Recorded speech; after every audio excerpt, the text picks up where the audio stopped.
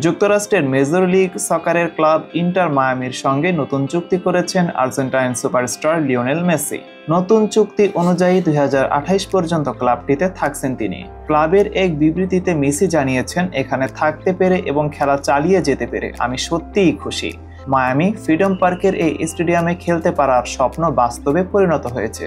মিয়ামিতে আসার পর থেকে আমি খুব খুশি, তাই এখানে কাজ চালিয়ে যেতে পেরে আমি সত্যিই আনন্দিত।